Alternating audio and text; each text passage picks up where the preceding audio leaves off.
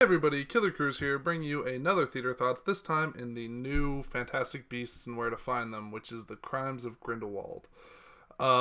So right off the bat, let's go ahead and say this.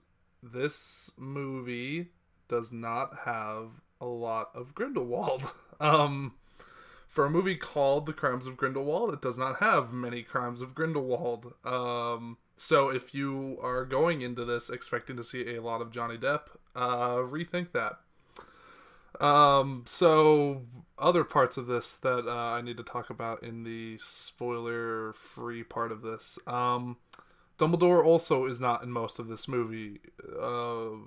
Albus, yeah, he's just not in too much of this movie. He's in the movie, and when he is, they really talk about how powerful he is, and they talk about how powerful Grindelwald is, and they're like, why not fight each other? And they're both like, we can't. And the reason being is that they were lovers, question mark, super uncertain. I think they were, but I'm not sure. And then there were other things that happened in the movie that they do go over, but I'm pretty sure they were lovers. The big thing that these movies have going for them are the magical beasts, and this movie is no exception. It's got a new one, this new Chinese cat-like thing. It's really interesting, fun.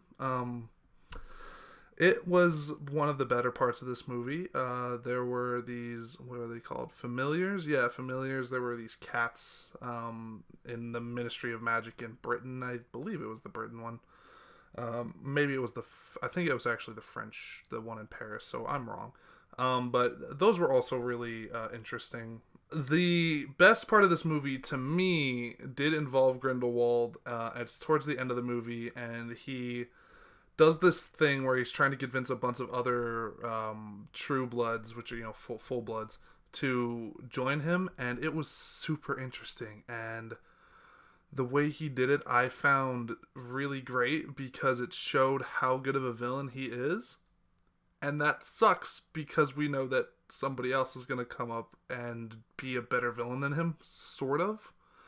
What these movies are doing is sort of messing with the old not messing with, but it's taking away from some of it. Like Voldemort was really cool and scary. It's doing what the Star Wars prequels did, which is, remember how awesome Darth Vader was and stuff? And I guess I'm too young to really know about this, but everybody thought that Darth Vader was super scary and stuff, and then they made the prequels and that kind of humanized him and made him not that great.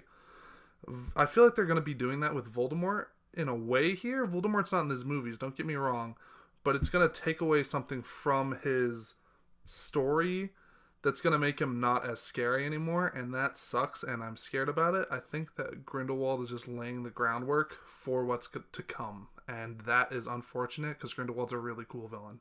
So then I guess we'll get to the rating. That way you guys can go do whatever.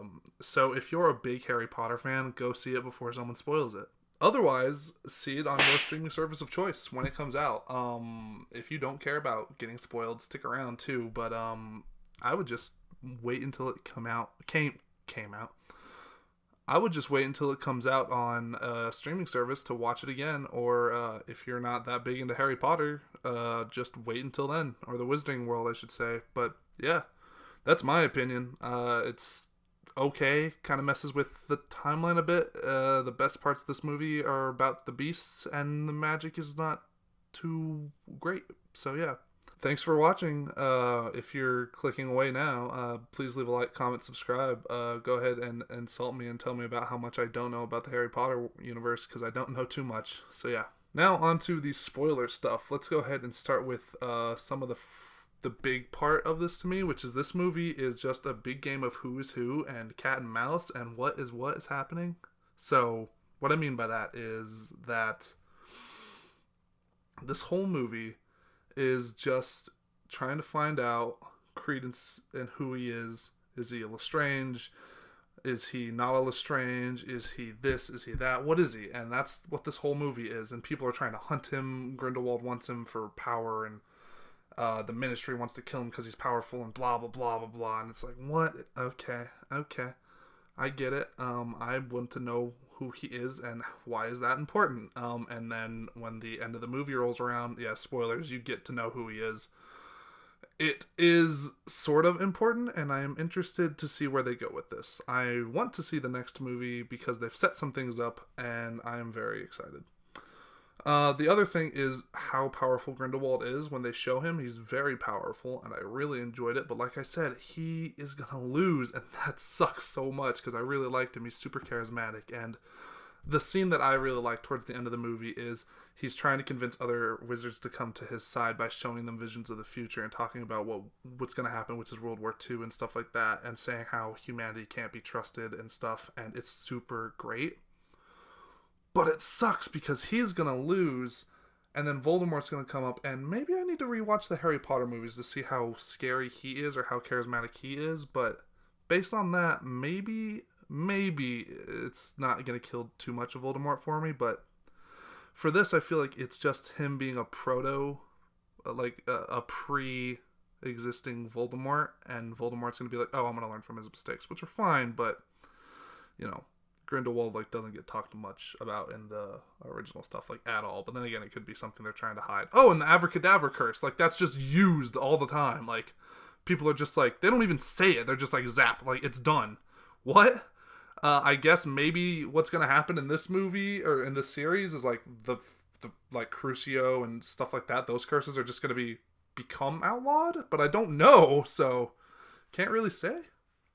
But they're like used so frequently and often in this, like they even hire a hitman who like straight up uses the curse, and it like is he gonna be politically charged? I don't know, but okay. Like I said earlier, the creatures were cool.